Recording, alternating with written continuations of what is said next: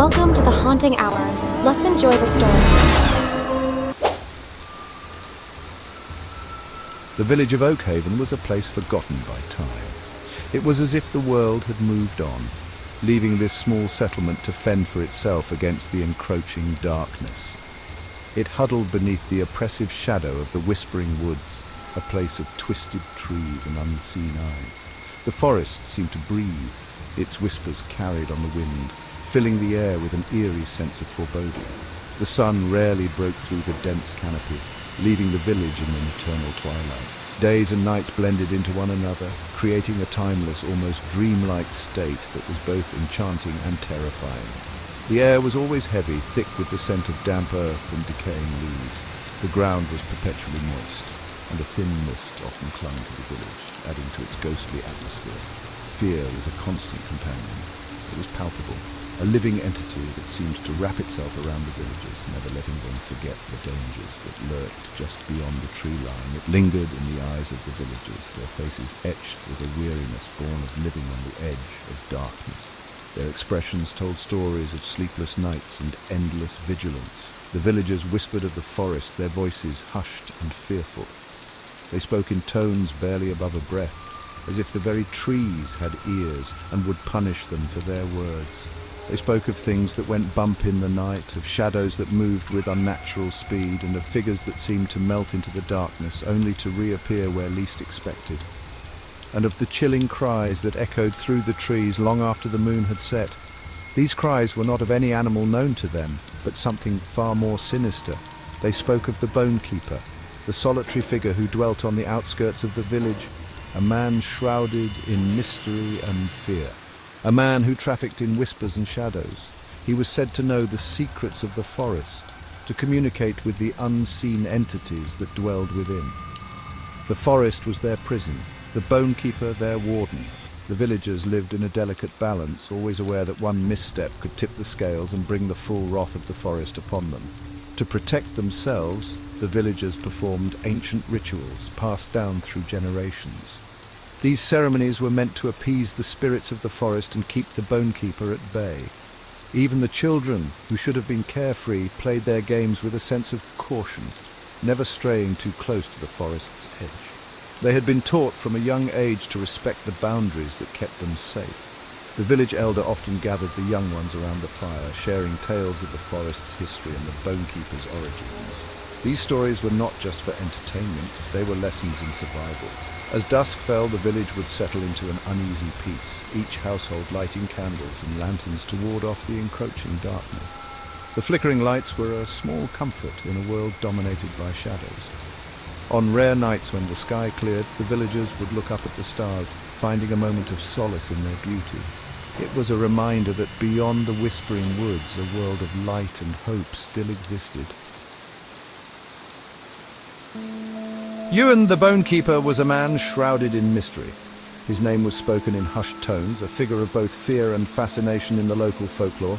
His cottage, nestled at the very edge of the whispering woods, was a testament to his unsettling craft. The structure itself seemed to blend into the forest, as if it had grown from the very earth and trees that surrounded it.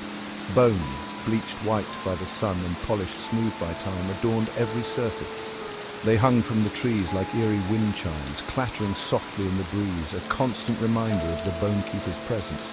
Skulls of creatures, both mundane and monstrous, stared out with empty sockets. Each one told a story, a silent testament to the life it once held and the power it now represented in Ewan's hands. The air hung heavy with the scent of dried herbs, their pungent aroma masking a deeper, more sinister odor, the smell of decay and dark magic. These herbs were not just for healing, they were ingredients in rituals that bound spirits and commanded the forces of nature. Ewan himself was a gaunt figure, his face a roadmap of wrinkles etched deep by years spent communing with the unseen.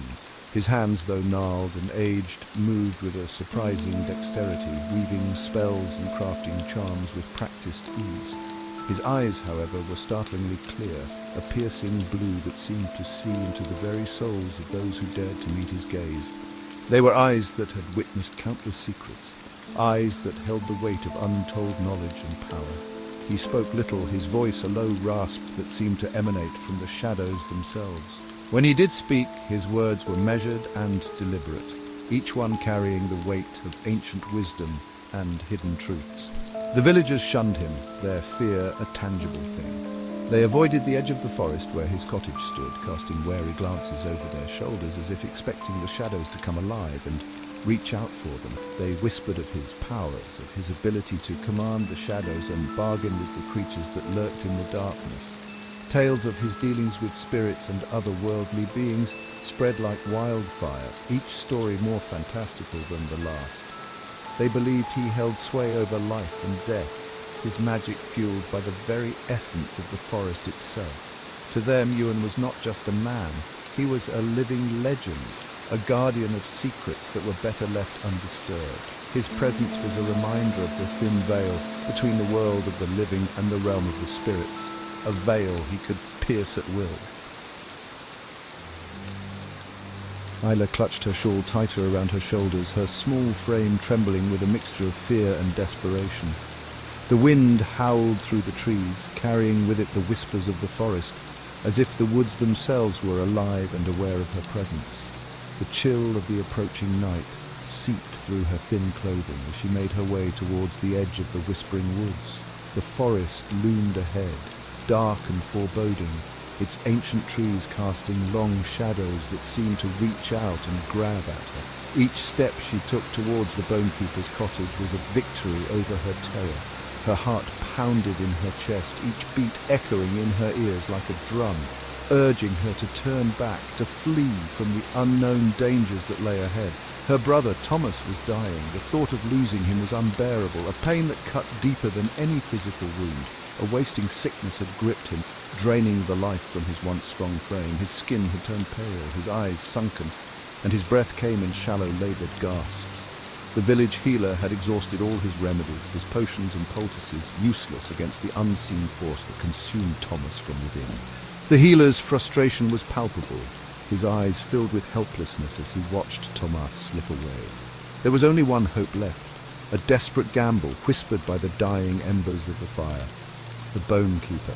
The villagers spoke of him in hushed tones, a figure shrouded in mystery and fear, said to possess the power to heal the incurable. Isla had heard the stories, tales of dark magic and forbidden rituals, of lives saved and souls lost. The Bonekeeper was a figure of both hope and dread, a last resort for those with nowhere else to turn. She had seen the fear in her parents' eyes at the mere mention of his name. They had warned her, begged her not to go, but their pleas fell on deaf ears. Desperation had driven her to this point, and there was no turning back. But what choice did she have? The thought of losing Thomas was a weight she could not bear. She had to try, no matter the cost, no matter the danger. Her brother was slipping away, and she would brave any danger, any horror, to save him. With a deep breath, she steeled herself and stepped into the darkness of the whispering woods, her resolve unshaken, her heart filled with a sister's love and determination. The Bonekeeper listened, his expression unreadable, as Isla poured out her heart. His gaze, sharp and piercing, seemed to dissect her, stripping away her fear to expose the raw desperation that lay beneath. When she was finished, he spoke, his voice a low rumble that resonated deep within her bones. The forest demands a price, life for life. Are you willing to pay it, child? Yes, anything to save my brother. The Bonekeeper nodded, a slow, deliberate movement. He led her through a maze of shelves stacked high with jars filled with unidentifiable ingredients, each one pulsating with an eerie inner light. Stopping before a small, bone-dry hand, he snapped off a finger, its tip glowing with a faint phosphorescent green. Mix this with his food. But be warned, child, the forest gifts always come with a price. The life you save may not be the one you recognize. Did you hear that? The Bonekeeper's been seen near the old oak. Yeah, I heard. They say he's been gathering strange herbs and bones. What do you think he's up to this time? Who knows? But it can't be good. We should keep our distance. As the sun dipped below the horizon, the villagers' whispers grew louder, filled with fear and curiosity about the Bonekeeper's mysterious activities. I just hope he's not planning another one of his dark rituals. We should warn the others. Better safe than sorry. With the twilight deepening, the villagers' anxiety cast long shadows over the village as they pondered the Bone Keeper's true intentions. Isla, I can feel it happening. The darkness, it's taking over. Thomas, hold on. We can fight this. We have to. As the moon reached its zenith, Thomas's body convulsed, the curse gripping him tighter. Isla, desperate and determined, clung to her brother, refusing to let go. We need to find Ewan. He's the only one who can help us now. It's too dangerous, Isla. The forest is alive with shadows tonight. But Isla's resolve was unshakable. With the raven's cry echoing through the village, she ventured into the night, hoping to find the Bone Keeper before it was too late. Ewan, please. There has to be another way. I can't lose him. The path you seek is fraught with peril, Isla. Some sacrifices cannot be undone. In the dim light of Ewan's cabin, the weight of their choices hung heavy. Isla's plea, filled with sorrow, met the stoic resolve of the Bone Keeper, who knew the true cost of the dark arts.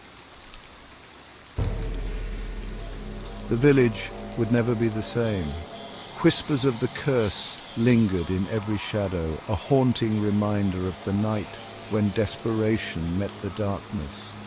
And so the tale of Isla and Thomas became a legend, etched in the hearts of those who dared to remember. Hope you guys enjoyed the story. So give it a thumbs up and don't forget to subscribe. And if you guys want me to cover your story, let me know. Send the true story of yours. Please send it through the email. The email is given in description box.